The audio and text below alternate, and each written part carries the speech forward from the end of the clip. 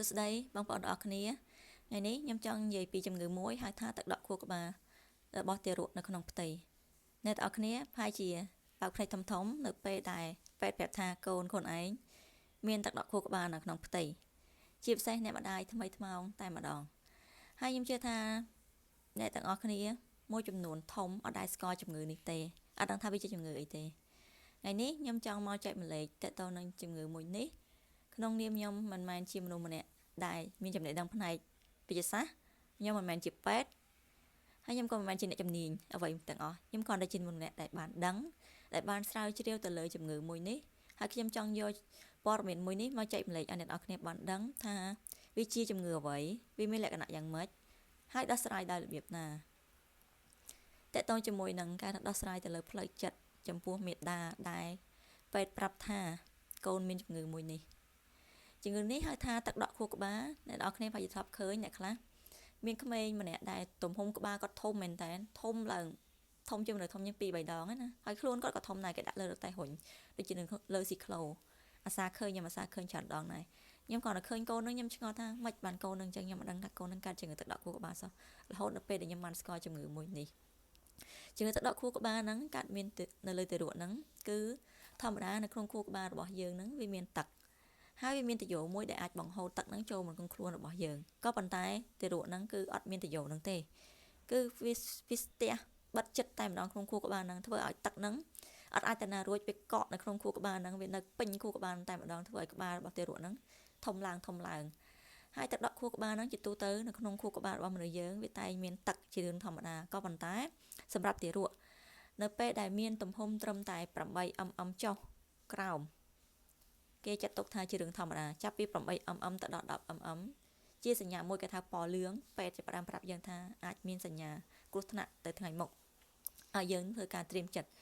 តែបើសិនជាកូននឹងឈានដល់12 mm កូនយើងរបស់យើងនឹងគឺបានកើតជំងឺទឹកដក់ខួរក្បាលមែនតើហើយវាអាចវិវត្តលើសនឹងទៀតដល់20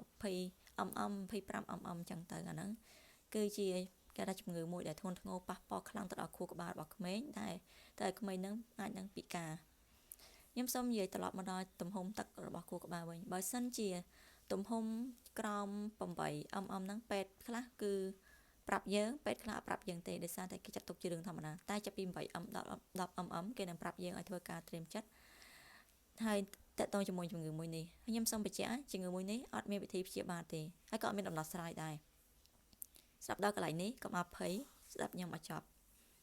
ពាក្យថាអត់មានវិធីព្យាបាលហើយមានដំណោះស្រាយគឺទារកនៅក្នុងផ្ទៃយើងអត់អាចធ្វើអ្វីបានទាំងអស់ក្រៅពីធ្វើការតាមដាន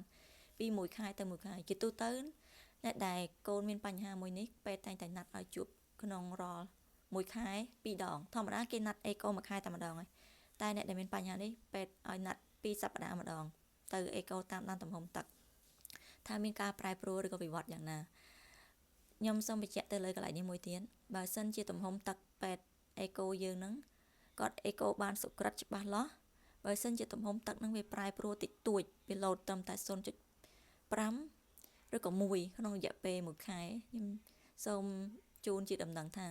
កុំឲ្យមេដាបេដាហ្នឹងមានការព្រួយបារម្ភអីយើងអាចរក្សាផ្លូវចិត្តឲ្យសុខចិត្តសិនទៅព្រោះដោយសារតែនៅពេលដែលឡើងយឺតចេះជាបទពិសោធន៍ដែលពេទ្យក៏ប្រាប់ខ្ញុំគាត់ថាវា